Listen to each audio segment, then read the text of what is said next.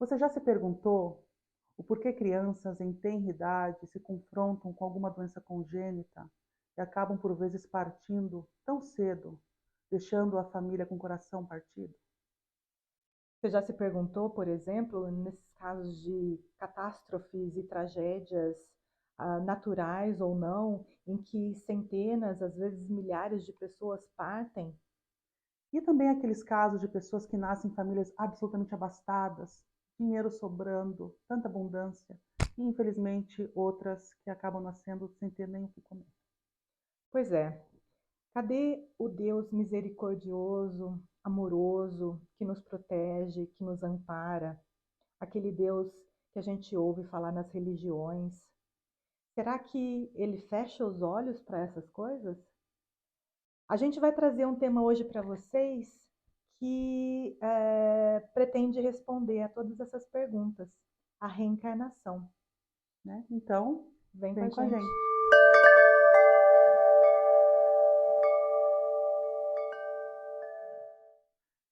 Bom, e eu acho que a primeira coisa que a gente tem que fazer aqui, Carol, é explicar para as pessoas, contextualizar o que a gente quer dizer com reencarnação. Uhum. O que você pode Eu acho dizer? importante também, porque existem às vezes alguns conceitos meio divergentes a respeito Uhum, da palavra. uhum, Então, vamos colocar aqui o que é importante, né? Existem três palavras que meio que se confundem quando a gente fala de reencarnação: uhum. reencarnação, palingenesia e metempsicose.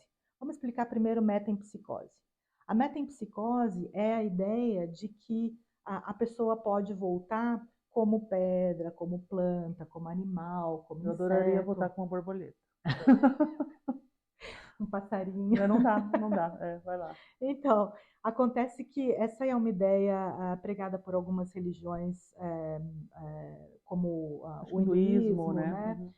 Uhum, O budismo, mas não é o caso daquilo que a gente vai tratar aqui hoje. Então, uhum, a forma como nós encaramos a reencarnação, ela é uma outra forma. Ela tem mais a ver com a ideia da palingenesia, que é uma ideia que já vem da Grécia Antiga, né? uhum. Pitágoras, Platão, Sim, Sócrates, né? Eles já traziam a já. ideia de renascimento e Esse contexto, a esse conotação, contexto, essa né? conotação, ou seja, a pessoa voltar a encarnar num corpo humano, né? Numa outra oportunidade.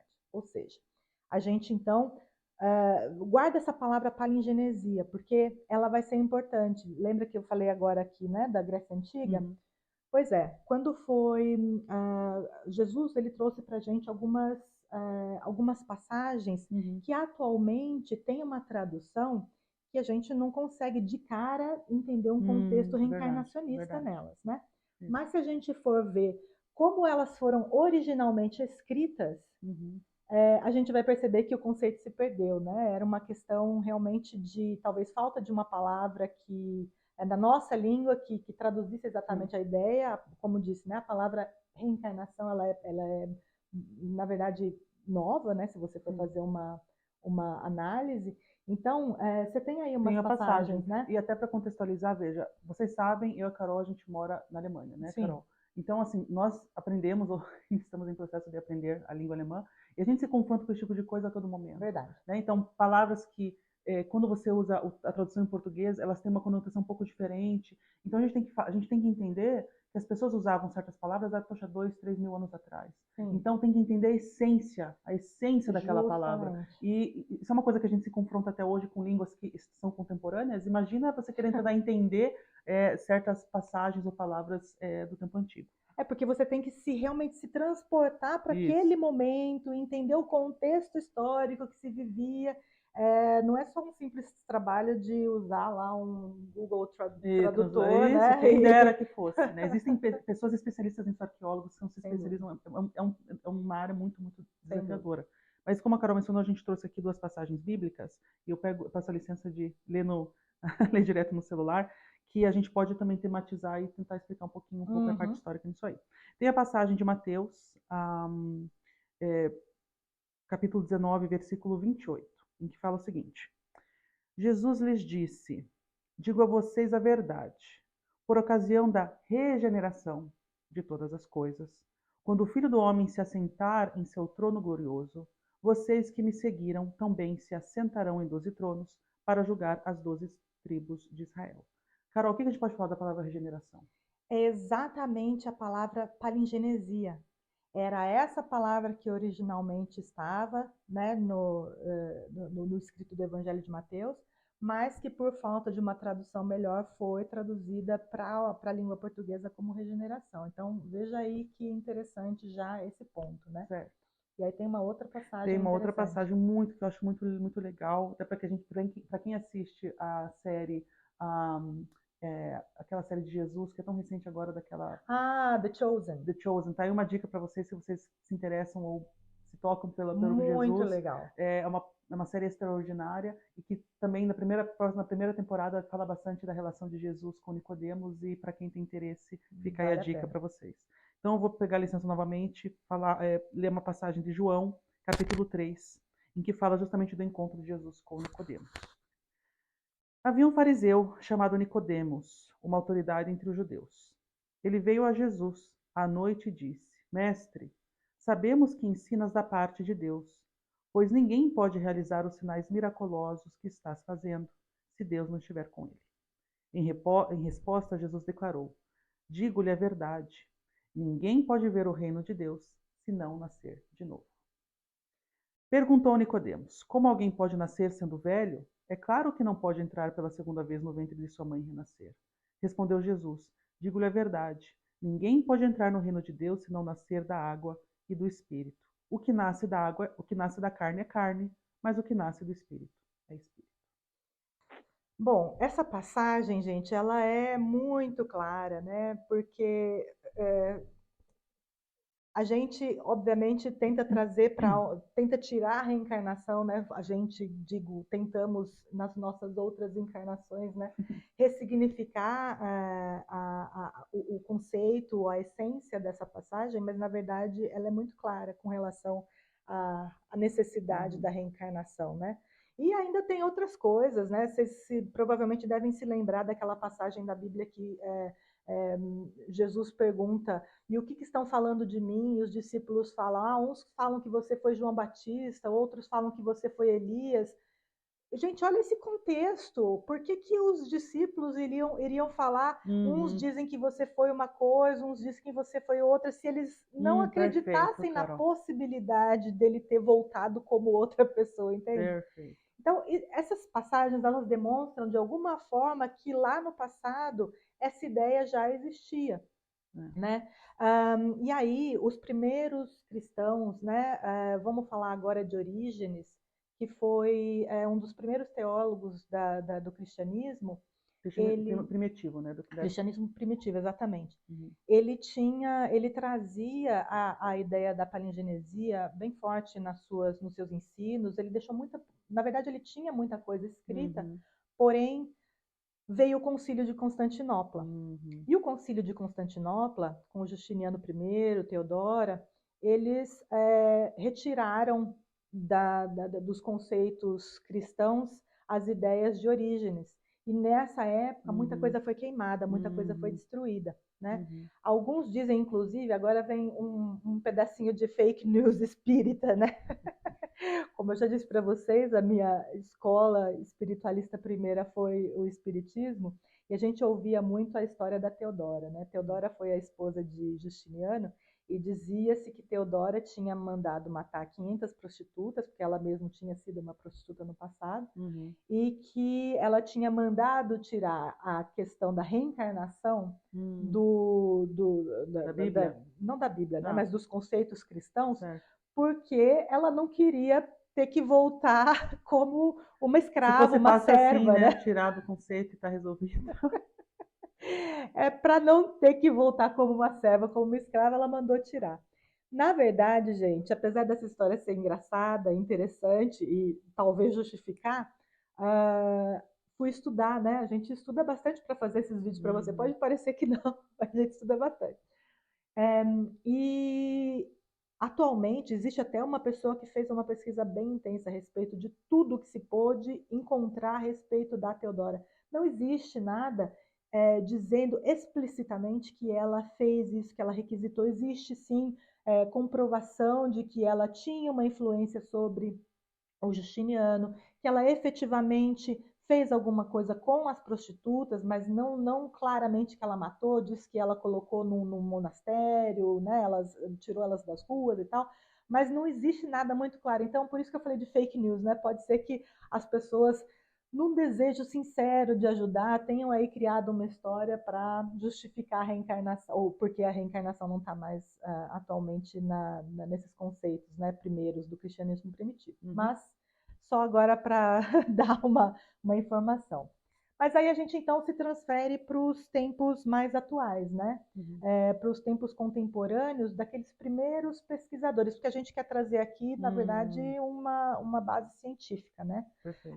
De como que a reencarnação hoje é encarada no mundo científico. Sim. E existiu já no século XIX, contemporâneos, aliás, de Kardec, e talvez por isso algumas pessoas não vão querer dar muita atenção para isso, porque vai falar, mas é espírita. Mas olha, eram cientistas sérios, né? Muito sérios na época, Gabriel Delany, por exemplo, que tem vários livros escritos a respeito da reencarnação. O Albert de Rochat, que também era um francês, aliás, o Delany era francês, Albert de Rochat era francês também mais ou menos dessa época, final do século XIX, que traz bastante informação a respeito da reencarnação. E aí, a gente já vindo para o século XX, tem um indiano, gente, que ele se chama Banerjee, o sobrenome dele. Ele tem uma história muito interessante. Ele se encontrou com o Chico Xavier, até curiosamente, no Brasil. Ele na Índia estudou mais de 1.100 casos e disse, não sei se é verdade, mas disse que o Ian Stevenson, que a gente vai falar aqui já já, se influenciou também por ele para iniciar os estudos dele sobre, assim, isso influenciou não, mas pelo menos teve acesso à pesquisa dele para iniciar a pesquisa do Ian Stevenson sobre a reencarnação. Faz sentido, Carol. O fato é o seguinte, a Índia, pelo berço do hinduísmo, eles são, entre aspas, mais abertos com o entendimento, com o conceito de reencarnação, né? E acho que o mundo ocidental ainda está engatinhando, né? Nesse tópico, né? Então, é verdade. E o Ian Stevenson também, que seria então agora a próxima personalidade, realmente é uma sumidade no assunto, né? Até hoje se fala muito a respeito dele. Ele trouxe não só esse embasamento científico, essa estrutura da pesquisa científica para esses casos de reencarnação, mas ele tinha uma rede de pesquisadores no mundo inteiro, né? Que toda vez que encontravam alguma coisa, reportavam a ele, ele ia e in loco via, pesquisava, perguntava, se aprofundava. Então, assim, tudo que existe hoje de mais profundo sobre reencarnação, de alguma forma passou pelo Ian Stevenson, até porque ele é o fundador da divisão de estudos perceptivos da Universidade de Virgínia, que existe até hoje. Na verdade, é um berço assim, ultra mega ativo de pesquisa de eventos talvez paranormais, ou toda essa parte que diz respeito a gente já mencionou, né, em outras oportunidades, experiência quase morte. No caso agora tem diversos estudos, né, na parte também de parapsicologia ou mediunidade, também tópicos que a gente vai trabalhar hoje com você. Sem dúvida. Aliás,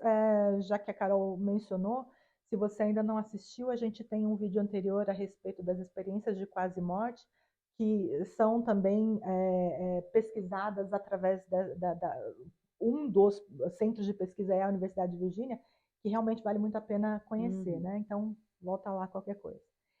Então, assim, ele pesquisou mais de 3.000 casos. É muita coisa.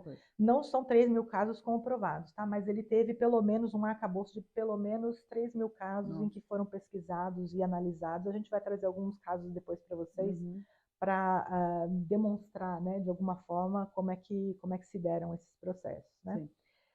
No Brasil, a gente também tem um pesquisador muito conhecido no meio espírita, que é o Hernani Guimarães Andrade, que também tem livros publicados, Reencarnações no Brasil, e que também fez uma pesquisa científica analisando vários casos. Então, assim, é interessante também saber que a gente aqui também não encarou, até porque quem é espírita, ou até para quem não conhece o espiritismo ele tem uma base científica, né? Apesar que as pessoas que estão de fora, elas não costumam dar muita relevância para isso, porque elas acham que a pessoa está, de alguma forma, com a visão comprometida, uma vez que ela está vendo por um ponto de vista espiritual também, né? Sim. Mas existe uma vertente científica muito forte no espiritismo e é muito importante para o espírita essa comprovação científica também, né? Então, eu acho que nesse caso, esses foram assim, esses primeiros pesquisadores Certo. Da que era mais influenciaram. contemporânea, né? É, Isso. E eu acho que já falamos da era contemporânea, acho que o grande nome atual que trata de casos de catalogar, né, casos de crianças, enfim, que relatam lembranças de vidas passadas, é o Jim Tucker, Jim né? Que, Tucker. aliás, ele agora ele é o presidente dessa divisão de estudos perceptivos da Universidade de Virgínia, Jim Tucker. Ele E assumiu, ele né? assumiu Uhum. a presidência dessa divisão, psiquiatra infantil, que também apareceu bastante a gente já deu várias vezes essa dica, né, das pessoas assistirem o seriado documental da Netflix sobre Viver a Morte, e ali ele fala, Sobreviver à morte. exato, Uhum. ele fala, né, ele tem uma abordagem muito didática da maneira como ele analisa os casos, ele tem uma abordagem tão estruturada que, de fato, quase que é, garante, né, de certa forma, essa matéria-prima, né, de acesso às crianças, e ele tem N, vamos dizer assim, critérios para selecionar os casos que evitam ou reduzem ao máximo a possibilidade de Sim. fraude, a possibilidade de interferências externas nas crianças e tudo mais. Enfim, ele pega casos que são muito significativos, a gente vai relatar alguns deles para vocês. Acho que legal também falar, caso alguém tenha interesse, ele escreveu um livro também que chama Vida Antes da Vida. Uhum. Isso, Vida Antes da Vida. É um livro que trata exatamente desses casos que ele estuda. Na verdade, eu creio que ele tem até outros livros, eu não me lembro agora, para falar para vocês, mas quem se interessar pelo assunto, vale a pena procurar. Sim. Um outro pesquisador que vem se debruçando também sobre esse tema é o James Matlock. Ele é um antropologista e já estuda os casos de reencarnação há 35 anos, pelo menos, né? Ele tem vários livros escritos e eu acho que quem quer aprofundar o estudo também pode procurar as informações que ele tem, que ele traz. Uma outra pessoa, para sair um pouco do eixo ocidental, né? Ou pelo menos aqui da nossa questão, sempre Estados Unidos, Estados Unidos, Estados Unidos, né? Tem um indiano, ele se chama Kit Havat. A gente vai colocar depois os nomes, né, na descrição para vocês poderem ter, porque vai que eu estou falando errado, pelo né? menos pesquisar, E ele traz também várias informações interessantes. Então, ele participou de um dos casos que a gente vai relatar aqui, de uma indiana. Você lembrava da sua vida anterior. Então, ficam aí essas dicas, né, sobre a pesquisa atual, para quem quiser procurar e, enfim, se informar, né? Agora, a gente pode, de repente, trazer para vocês algumas informações a respeito de como que as pessoas, como se chega, né? Como que se percebe que uma criança está lembrando, por exemplo, de uma vida anterior, né? Na verdade, não é só crianças, mas vamos falar especificamente nesse momento, né, das crianças. Primeiro que a maioria dos casos se percebe que as crianças entre a idade de 2 e 5 anos têm um relato mais intenso de memórias corriqueiras ordinárias, enfim, de vidas passadas. E é curioso que se fala que é justamente nessa tenridade, nesse início da vida, que de alguma maneira existe essa informação meio fresca na mente dessas crianças. Por vezes a criança acaba acordando com sonhos mais intensos. Como fala? Terror noturno, né? Terror noturno, é muito exato, corriqueiro muito que isso corriqueiro. aconteça, né, com essas crianças que têm esses primeiros. Só um parênteses, as pessoas que estão aí na jornada espiritual há algum tempo já devem ter ouvido falar da questão dos ciclos de 7 anos, né? Isso se encaixa perfeitamente nessa questão dos ciclos de 7 anos, porque a ideia seria de que a encarnação só se dá efetivamente a partir dos 7 anos, né? Então, esse período primeiro, dos primeiros 7 anos, a criança ainda está vivendo meio que lá e cá. É. Então, a pessoa né, caminha por essa vertente espiritual há algum tempo, já deve ter se confrontado com aquelas histórias de crianças que têm amigos imaginários, ou Aham. crianças que falam que viu a vovó ou o vovô, Sim, né, muito comum. que já desencarnaram. Então, essa seria uma das explicações para É. isso acontecer É como também, se né? tivesse essa sensibilidade muito mais aflorada, né, de percepção desses outros planos e dimensões, né, sem Exato. dúvida. E de fato corrobora ou explica, porque tem muitos casos de crianças que depois que passa essa idade, elas acabam quase que às vezes nem se lembrando mais dessas memórias, né, enfim, dessas recordações. Uhum, uhum. E esse exemplo de crianças, né, Carol, são justamente esses tipos de casos em que se debruçaram, então, Ian Stevenson, Jim Tucker, entre outros especialistas, que tem, como a gente mencionou, assim, uma abordagem muito séria, muito sólida de enfim, Catalogar. obrigada, de catalogar os casos. E não só isso, é, eles criam uma lista de recordações ou de fatos que as crianças relatam que podem ser comprovados e de fato vão atrás de uma maneira independente para garantir que aquilo que a criança está relatando condiz com a realidade. Um exemplo que eu acho muito interessante, Carol, que também é mostrado no seriado, por exemplo, tem um caso, a gente não vai mencionar muito casos aqui, mas só para a gente contextualizar, um, a criança relata, por exemplo, que nasceu numa cidade e, sei lá, brincava sempre num parquinho que parecia XYZ. O Jim Tucker vem com, por exemplo, às vezes 3, 4 imagens de parquinhos diferentes e, por exemplo, ele já sabe, né, qual caso em que a criança ou qual família que teoricamente ela tenha nascido. E ele vem com várias imagens para a criança e mostra qual parquinho que você brincava, que era perto da casa daquela vida anterior. E a criança imediatamente ela apontava para o parquinho. Uhum. Um exemplo só. Então, a maneira como eles vão validar aquilo que a criança está relatando é uma maneira muito sólida, muito robusta. Só para contextualizar para vocês a maneira realmente séria que eles abordam esses casos. Sim, eu acho que nesse aspecto, né, primeiro, por que crianças, né? Na verdade, existem outras maneiras de se comprovar a Sim. reencarnação, mas o fato de se usar ou de se priorizar essas memórias espontâneas infantis, ele se dá até pelo ceticismo científico, né? Porque Perfeito.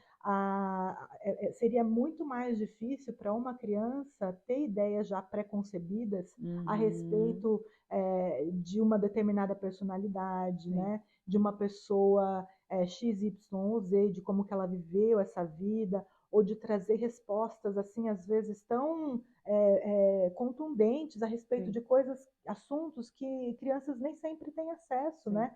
Porque elas normalmente relatam a sua morte, como se deu essa morte, por exemplo, de como era a sua vida adulta, né? De que era Sim. casado com fulano ou que tinha filho de ciclano. Então, e elas fazem isso na primeira pessoa. Isso é muito legal, porque elas não é como se elas estivessem falando, eu era o fulano e o fulano fazia isso. Não.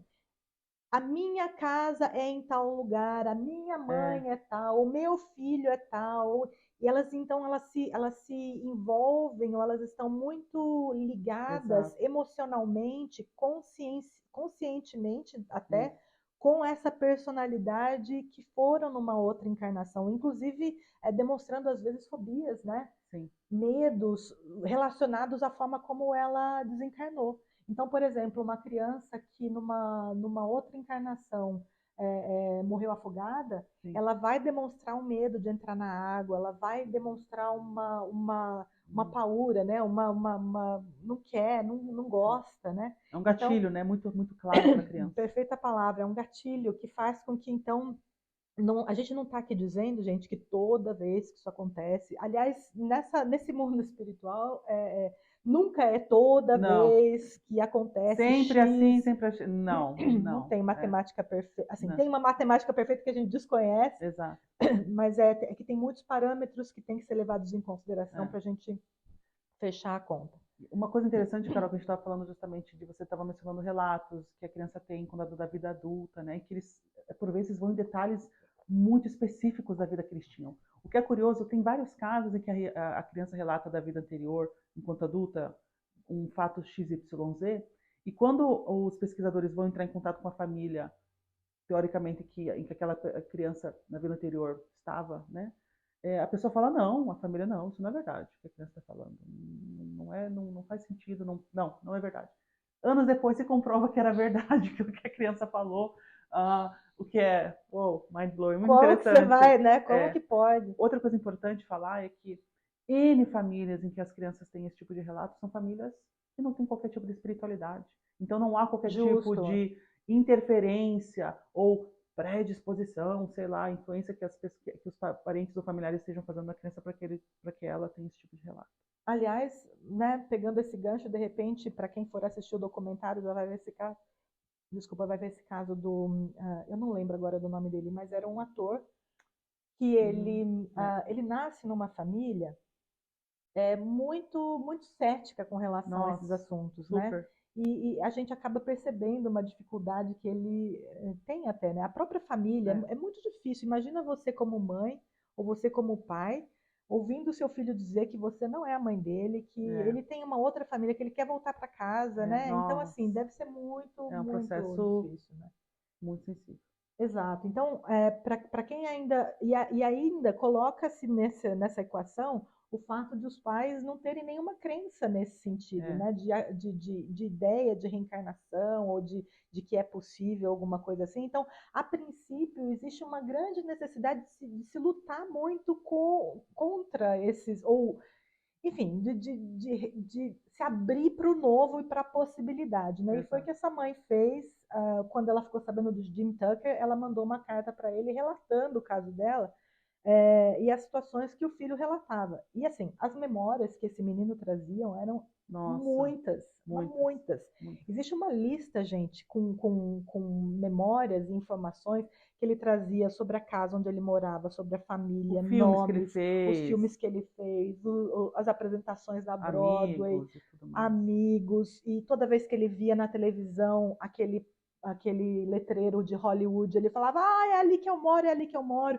Então, assim, é muita coisa. Então, quando É, eles foram, o Jim Tucker, como pesquisador, catalogou todas aquelas informações e foi atrás de comprovar, é. assim, é muita coisa dali que Ba- ele fez tic, Não, tic, praticamente tic, tudo, inclusive quase casos tudo. que não, a família a princípio falou que não era verdade e depois, Justamente. na verdade, era Era verdade. verdade. É, Só que, assim, uma coisa que vocês vão ver no vídeo, e isso é importante falar, que tem a ver com esse período dos 7 anos que a gente falou para vocês, é que o documentário ele é gravado quando o menino já tem acho que 15 anos, por ou aí. enfim, ele já é adolescente, e ele praticamente não tem mais memória dessa outra encarnação, Exato, né? Isso ele já tá integrado nessa encarnação aqui. Ele exato. praticamente não sabe mais como é que as coisas se dão. E como falta esse conhecimento para os envolvidos ali, existe até uma decepção por parte Porque aí eles se daqueles, né? encontram, eles levam ele junto com a mãe até a família daquela celebridade que ele relatou que tinha vivido, né, na vida anterior. E a família, eu acho A que filha a dele, filha e né? a E a tia, acho. é, e acabou que, enfim, talvez houve uma criação, criou-se uma expectativa, Uhum, mas isso não minimiza nem um pouco a veracidade, de enfim, a forma comprovação alguma. daqueles fatos que ele relatou quando ele tinha tido a outra experiência. Eu acho que isso só mostra que a pesquisa científica, ela falta ainda alguns componentes que a espiritualidade traz. Até porque, se você Se for ver, né? complementam, né, Carol? Não, é que, assim, tudo isso que os cientistas hoje comprovam, né, através da pesquisa científica, É, na verdade, a espiritualidade, em vários lugares do mundo, já trouxe essas informações há muito é, tempo. Então, assim, hoje os cientistas estão ali caminhando para conseguir chegar próximo daquilo que a é, gente, por outros meios, já temos de informação, né? Então, assim, a pesquisa ali está caminhando e um dia vai chegar sim. nessas informações a respeito, né, de por que as memórias não permanecem e tudo Uhum. mais, e aí vai conseguir fechar esse ciclo e vai evitar situações como essa, por exemplo, né? Mas você falou, Carol, de outros meios que dá para chegar a essa informação. Eu acho que é legal a gente falar, por exemplo, de relatos induzidos, ah, que podemos chegar também, por exemplo, a hipnose. O que dá para a gente falar um pouquinho para as pessoas? Porque, na verdade, quando as pessoas às vezes se encontram em processo de hipnose, a gente nós tem um carinho especial por esse tópico, né? Porque a gente um, também está se debruçando mais sobre, até por interesse nosso próprio de querer trabalhar no futuro com isso. Mas quantos vídeos, a gente já também, né, Carol, se debruçou, poxa vida, eu acredito mais centenas de relatos, de vídeos gravados de sessões de hipnose, né? E tá aí uma dica para quem tem interesse, vale muito a pena pesquisar. Tem vários canais, seja em YouTube, em outras, enfim, em outras fontes, você consegue visualizar gravações de sessão de hipnose. E as pessoas acabam, puxa vida, relatando vidas claras passadas e a relação dessas vidas, enfim, com as situações atuais que estão passando, também é uma coisa muito interessante. E nesse caso, né, a gente, assim, como falou, a questão da pesquisa científica, ela se dá mais, então, com crianças por conta desses relatos espontâneos. Se a gente, então, for ver, existe realmente outras possibilidades, várias outras possibilidades de a gente chegar à comprovação da reencarnação, porém, aí entra outros campos de métodos, né, que talvez alguns ainda permaneçam no seu ceticismo, então, por isso a gente está aqui fazendo essa diferenciação, até porque nem todo mundo acredita na hipnose, apesar de ser uma ferramenta atualmente usada, inclusive, né, como método terapêutico oficial, método terapêutico psiquiatras e tudo mais. E aí tem a terapia de vidas passadas, né, dentro desse leque. Como que surgiu a terapia de vidas passadas? Né? É engraçado porque vai lá um terapeuta e ele, normalmente ele faz uma regressão, né, dentro dessa encarnação mesmo. Olha, vai para sua infância, lembra de tal coisa, você ia para a escola, como é que era? Volta mais um pouco, quando você ainda era bebê e tal, o que você comia, não sei o quê. Volta para o útero da sua mãe, e agora, volta mais um pouco e veja onde você está, né? E aí a pessoa começa a relatar uma outra coisa que não tem nada a ver com a criança, que não tem nada a ver com aquela vida, que não tem nada a ver. E aí, né, um terapeuta não pode ignorar isso, porque não é uma coisa que está vindo da cabeça da pessoa, que ela relata sempre com muita vivacidade, com muitos detalhes, né? Então, assim, realmente é um campo de informações muito rico, até porque já falamos isso em outras oportunidades, mas eu acho legal dizer, até porque fica aí um gancho para quem sabe a gente fazer mais vídeos a respeito disso, que a pessoa pode inclusive se lembrar de vidas fora da Terra, né? Uau, ela pode se lembrar pode chegar, o campo é vasto. O campo é vasto, mas não é o intuito desse vídeo hoje. Então, assim, só para vocês saberem, né? Então, existe essa parte. Existem as crianças prodígios, né, Carol? Muito interessante. Que já nascem, né? Poxa vida. A gente já falou várias vezes sobre isso, né? Prodígios em piano, gente, que com o próprio Mozart, se for ver, mas enfim, né? Ou crianças que nascem já com certas habilidades, que é difícil de você descrever o porquê, né? Eu gostaria de escutar, né, de uma pessoa mais materialista as explicações para isso, porque se a gente for analisar, voltando àquela pergunta que a gente fez na introdução, parece tão injusto, né? Por que uma criança, às vezes, vem com talentos assim tão finos, tão já desenvolvidos, Super, né? ou até com inteligências, aquelas crianças que são capazes de falar línguas diferentes, que aprendem a ler antes de sequer falar direito, né?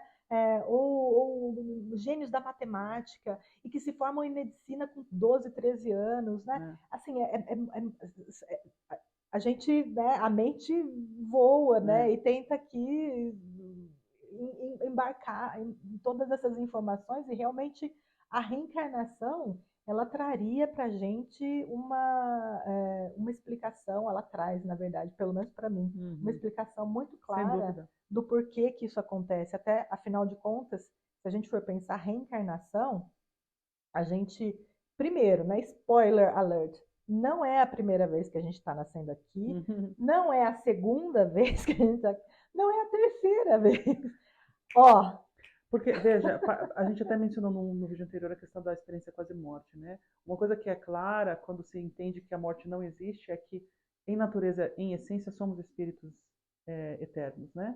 Então, a reencarnação nada mais é do que a possibilidade de estarmos aqui, de fato, retornando ou experienciando a vida no plano material. Então, é um ciclo que a gente vai abordar também mais para frente, mas é um ciclo que se repete com o intuito, de fato, do crescimento, mas isso é uma coisa que a gente também vai trabalhando para frente. Exatamente. E aí, para fechar o ciclo de como que a gente pode chegar a esses relatos de reencarnação, obviamente a gente não pode deixar de falar que existe a mediunidade, Sim, existe sim, sim. milhares de livros já escritos a respeito, não só em língua portuguesa, em diversas Uhum. línguas. Obviamente a gente não tem como não mencionar Chico Xavier, para quem não conhece, eu acho que É. não existe quem não conhece, mas quem não conhece, né, foi um espírita muito famoso, vamos colocar assim, Uhum. do século passado, viveu até o ano 2002, que já escreveu mais de 400 livros e assim, é muita, E muita Carol, você mencionou o informação. Chico, né? O Chico, em ciclos dele de amigos, a gente está falando de vidas em outros planetas, né? Que estava mencionando Uhum, antes, até nessas sessões de hipnose a gente se confronta com esse tipo de informação. O próprio Chico relata a vida dele há 12, 15 mil anos atrás, no planeta de Capela, né? uhum.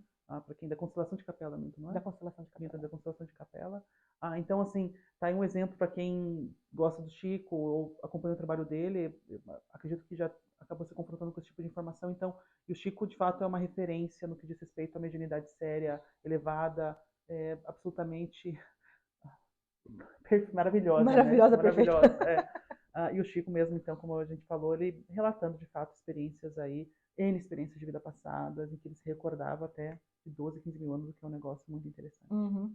Eu acho que, de repente, já que a gente está nesse aspecto, né, Uhum. das comprovações, a gente pode, de repente, já entrar nesse campo das marcas e das deficiências físicas, né, que é um campo hoje também bastante estudado. O próprio James Matlock tem um livro é, que fala Signs of Reincarnation, chama Hum. Sinais de Reencarnação. Eu não sei se tem esse livro em português, mas que ele relata, por exemplo, né, existe um caso que é muito falado, da pessoa que tinha na perna uma marca de nascença na perna, Uhum. na parte da frente, e uma marquinha na parte de trás. E essa criança, ela relatava que ela tinha sofrido um tiro, ela tinha sido alvejada com um tiro na perna, e mostra exatamente, né, que a marca de nascença foi A aonde bala entrou. a bala entrou, e a marca de trás é por onde a bala saiu, Olha só. né? Então, isso não é só porque ele falou que a pessoa vai acreditar. Os cientistas, eles então veem o relato, identificam a marca e vão atrás da personalidade, né, a qual ele se referiu. Às vezes é possível, obviamente, rastrear essa pessoa, identificar através de registros médicos, registros Policiais. policiais, Uhum.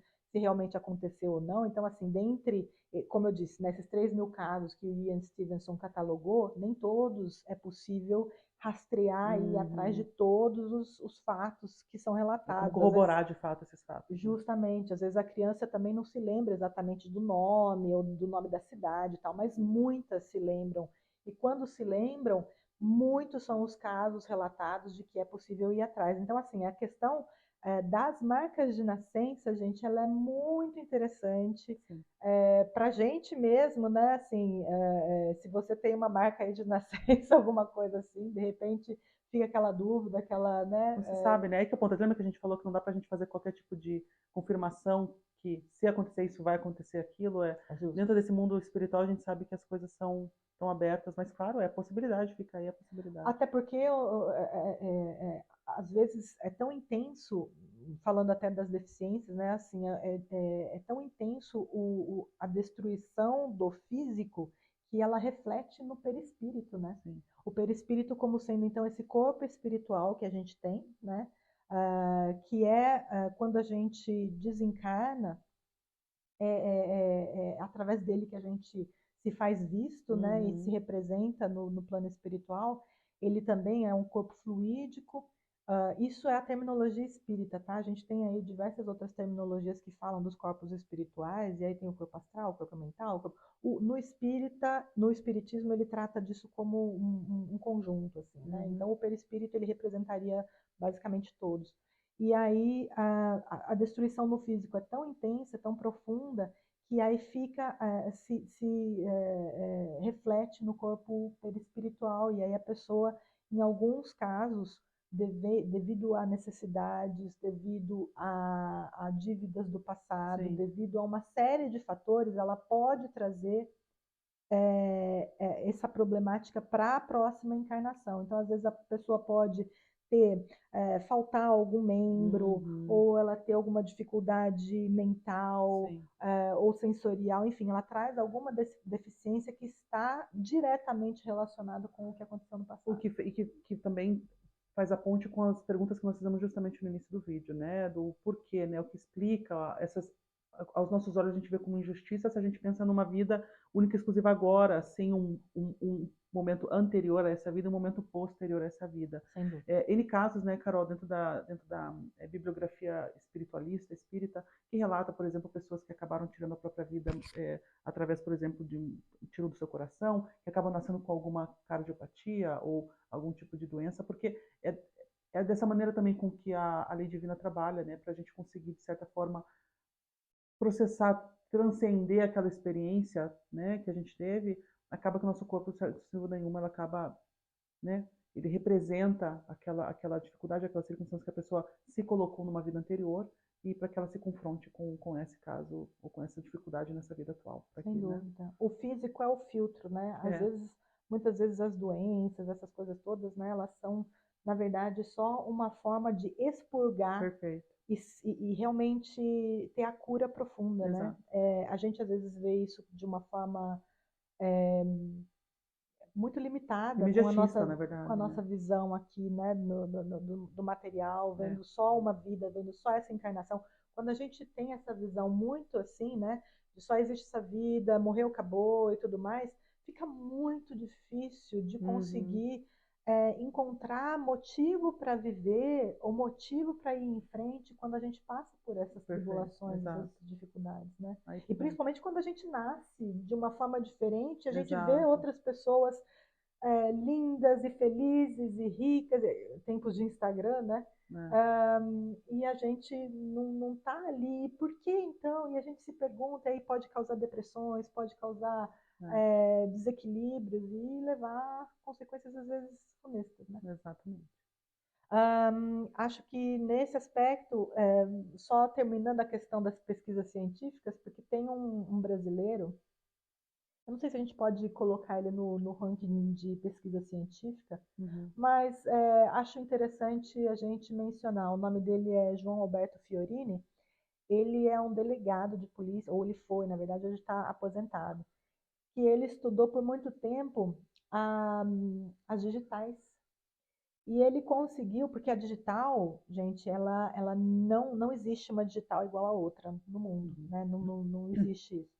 Só que, até por conta da catalogação forense que existe, né, na área da polícia, ele conseguiu identificar digitais iguais de pessoas desencarnadas com encarnados, né? E aí a pesquisa dele ela vai nesse Olha que aspecto, interessante. tentando comprovar que aqueles que então têm as mesmas digitais, e aí entra também pelo ramo da caligrafia, eles conseguiram comprovar uma caligrafia muito parecida, às vezes até na questão da fisionomia, assim, da aparência física, de Olha ser só. parecido, enfim, né?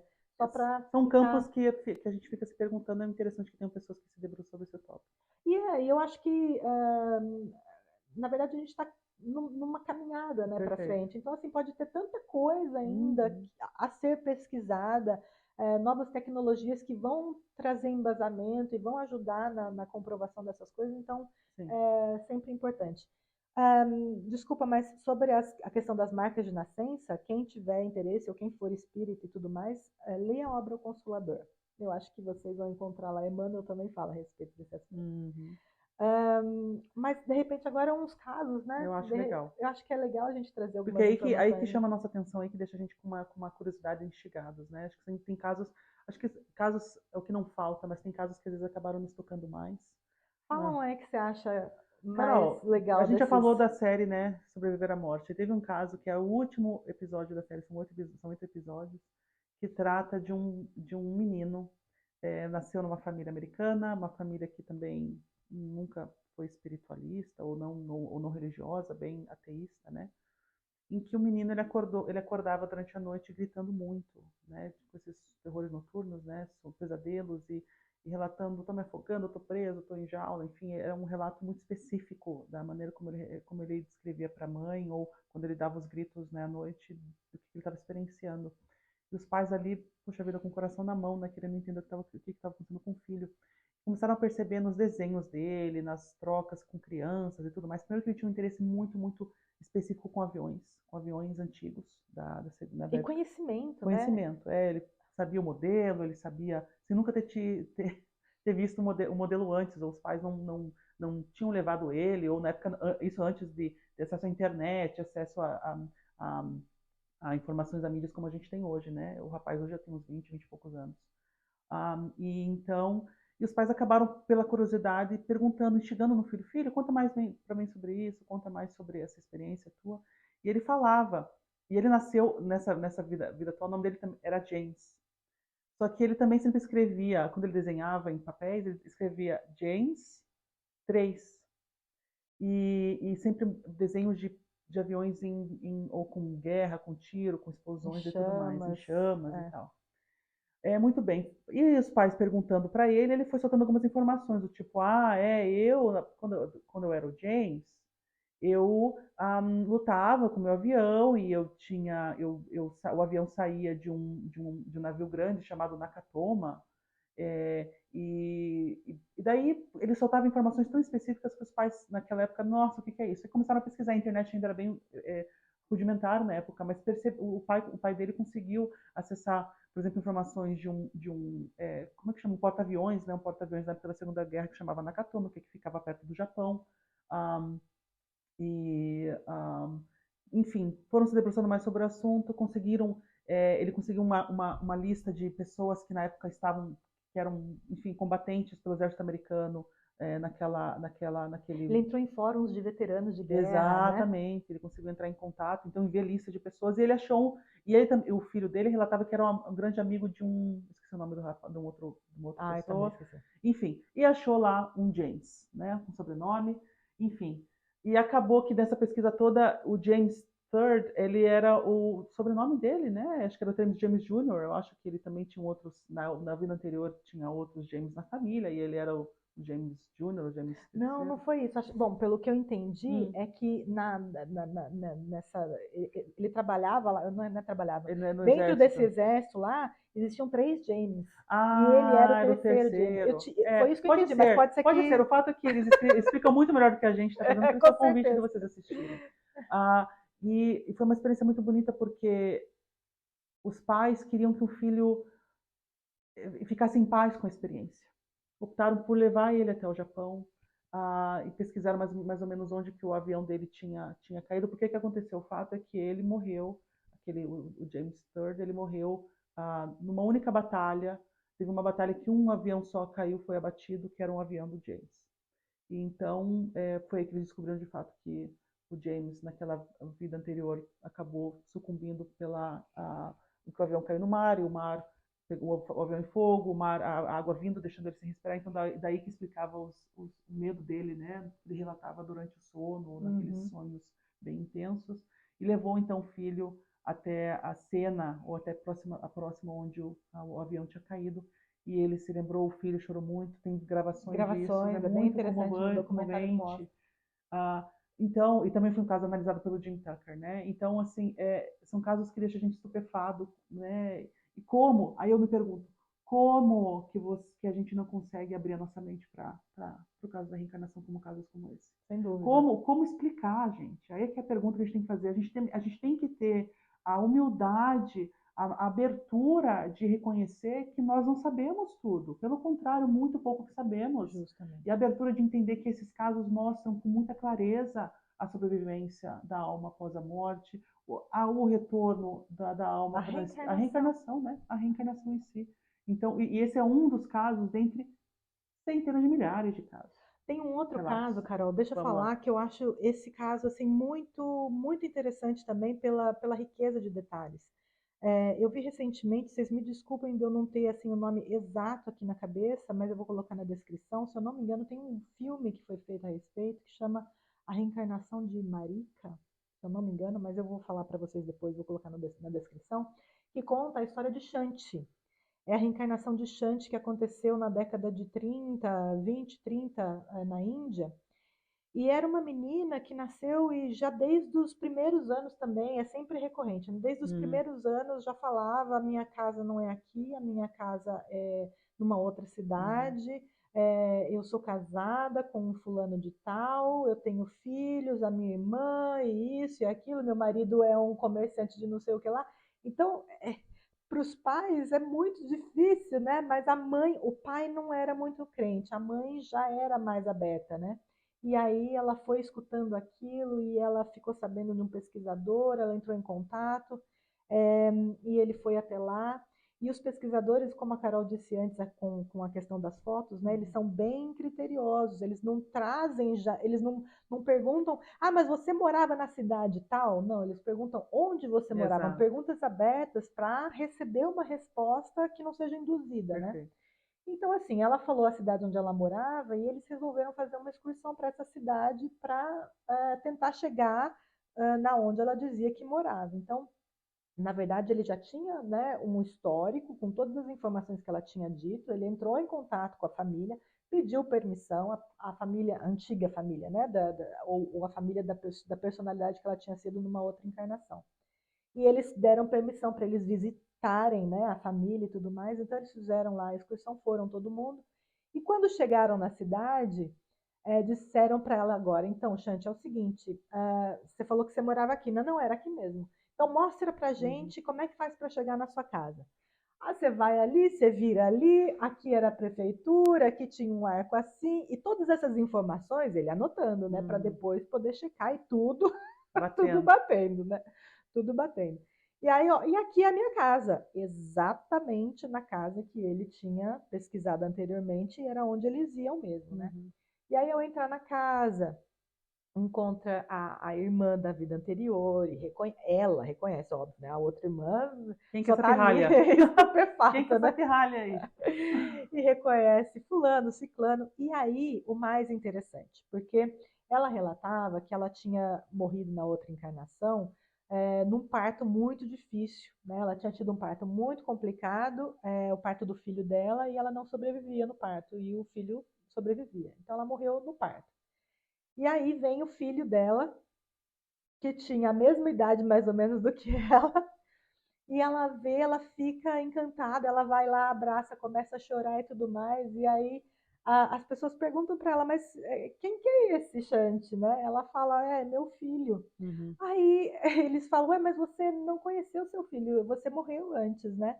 E aí ela diz: não, mas as nossas almas se conhecem. Olha só. Então, assim, é um caso também muito especial, muito interessante, que foi exaustivamente estudado, e como eu disse, tem até um filme a respeito disso, é um filme brasileiro, se eu não me engano, a respeito da história da Shanti, que vale a pena Sabe o conhecer. que eu acho interessante, Carol? Isso mostra que a maneira como se dá a reencarnação, ela varia bastante, ou seja, requer muito estudo, requer se debruçar sobre o assunto, mas o caso dela mostra que muito provavelmente após o desencarne, ela rapidamente já foi, é, já teve a reencarnação. O Aliás, nesse caso, caso, desculpa falar. e no caso do James, que a gente estava relatando antes, houve um lapso aí de uns 50 anos, 40 anos, né, porque ele morreu ali em 1944, por aí no final Uhum. da Segunda Guerra. E ela, então ele, a princípio, ele demorou, sei lá, uns 40 anos para de fato reencarnar. O No espírito caso dela dele, foi bem no caso rápido. dela, foi muito rápido. Interessante como varia, né? A gente não sabe, existe uma lei divina por trás que rege tudo. Quem somos nós aqui para. Mas tem um outro padrão interessante, Ah, né? A maioria dos relatos são de pessoas que na outra encarnação, na encarnação em que da qual eles se lembram, morreram ou de mortes violentas, ou né, com assim, acidentes, ou com doenças, ou é, alguma coisa assim. Não, dificilmente você vê relatos com morrer de morte velhice. natural. Morrer de velhice. É interessante. Isso é interessante. E aí, só para finalizar, porque tem um relato que é realmente muito interessante sobre uma menina sueca, o nome dela é Barbro Karlen. Eu vou colocar o nome também na descrição para vocês pesquisarem. E a Barbro, ela desde criança dizia que se chamava Anne Frank.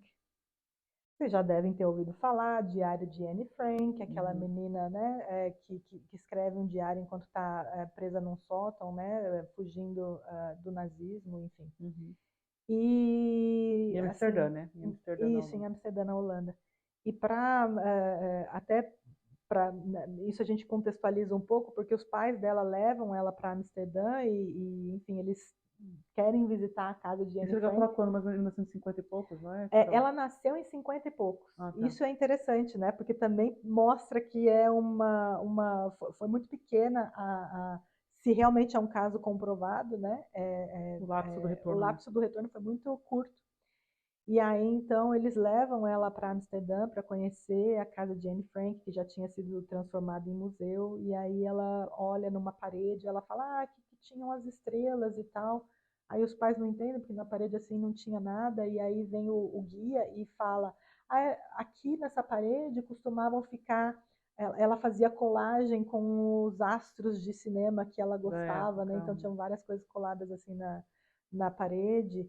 E essa menina também, aos 12 anos, já escreveu seu primeiro livro. A Anne Frank, né, tinha a questão do diário. Então, assim, tem algumas Similitudes, é. similitudes. Essa pessoa já desencarnou, acho que agora, recentemente, em 2020 e tantos. Mas é um outro caso Interessante. bem interessante que as pessoas podem ir atrás, procurar, que eu Sim, acho que vai ajudar a trazer algumas informações, né? sim. Elucidar, ou por curiosidade só, né? E, Carol, agora chegando já mais ao fim, as perguntas que nós fizemos no início, né? O porquê? O porquê que é necessária a reencarnação? Qual é o propósito da reencarnação? O que que nos... Ou, né, o que a gente se pergunta, qual o motivo, né? O que a gente pode falar um pouquinho sobre esse tópico? Que faz a gente, eu acho que daí é o momento que a gente entra mais naquela introspecção, né?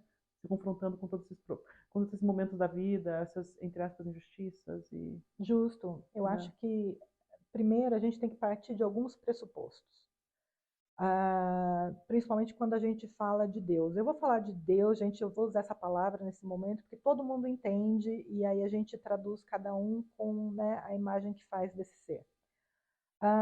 Se a gente parte do pressuposto que Deus é soberanamente justo e bom, Uhum, que não existe por parte desse Deus soberanamente justo e bom injustiças, uhum, que todos somos seus filhos e recebemos uhum. em igual Medida. medida o amor, a Uhum, proteção, o amparo, uhum, né?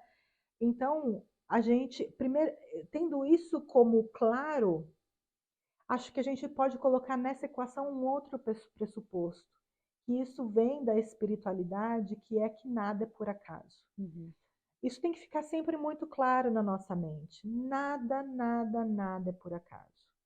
Então, um Deus absolutamente justo e bom e nada é por acaso, essas duas coisas elas se unem agora para trazer algum esclarecimento, porque se eu, dentro da minha concepção, me comparo com o mundo e me vejo numa situação de necessidade, de deficiência, de dor, de sofrimento, tem que ter um motivo para isso. Tem que vir de algum lugar, mas gente, eu não fiz nada nessa assim, não nessa vou vida para nessa merecer, vida né? para merecer isso. Eu sou uma pessoa boa, eu trabalho, faço as minhas coisas, eu nunca matei, nunca roubei, nunca xinguei, nunca... Não, xingar, até já. Mas você olha para essa vida e não percebe os motivos, então tem que estar em algum É. lugar. Tem que estar, porque, gente, lembra, Deus é justo e bom, Deus, ele respeita de uma forma absurda. Lembra do pai e da mãe? Um pai e uma mãe, que é o mais próximo que a gente pode chegar de um amor. Mãe, né? A gente já falou disso. Um amor incondicional. Algum pai, com exceções, algum pai, alguma mãe, quando o filho está com fome, dá uma pedra no lugar de um pão para o filho Uhum. comer?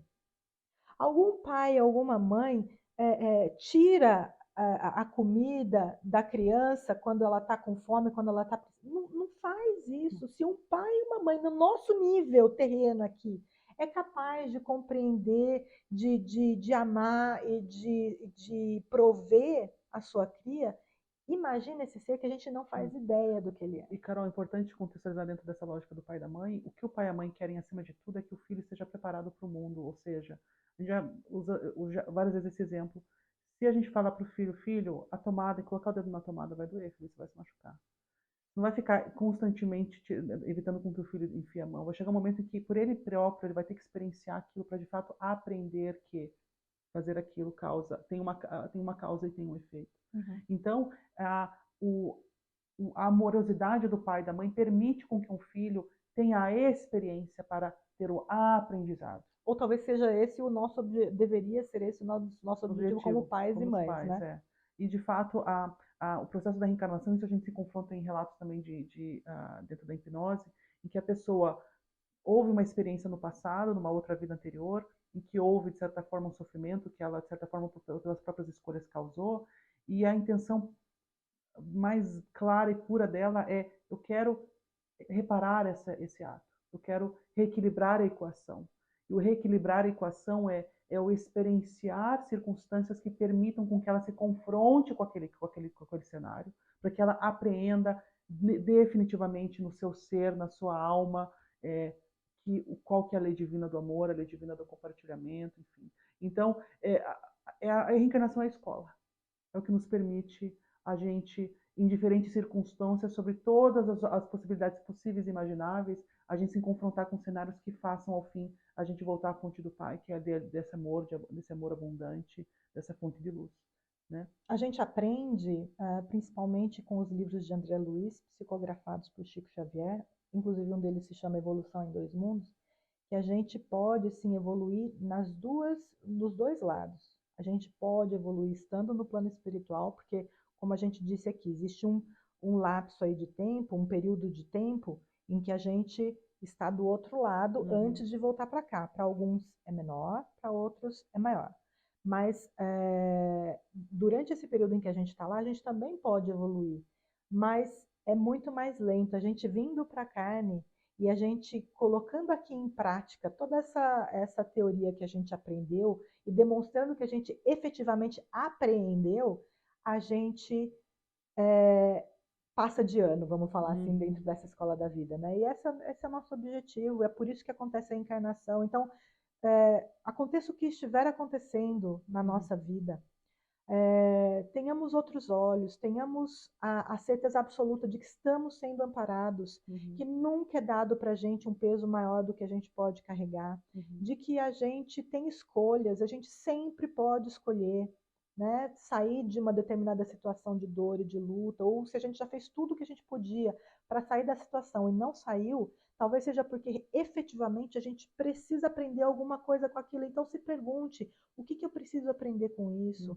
Faça meditações sobre o assunto, tente compreender de forma profunda para fazer movimentos de mudança, de transformação, que vão fazer com que você volte para casa, vamos dizer assim, terminando essa vida na Terra, com a sensação de dever cumprido, que é o que a gente gostaria, né? É isso aí. Então, obrigada por estar com a gente. Mais uma vez o convite de vocês darem um like no vídeo, se inscreverem no canal. Isso dá um gás, uma força pra gente muito grande, né, Carol? E esperamos vocês no próximo vídeo. E obrigada por estarmos aqui. É isso aí. Obrigada e Até a tchau. próxima. Tchau. Até.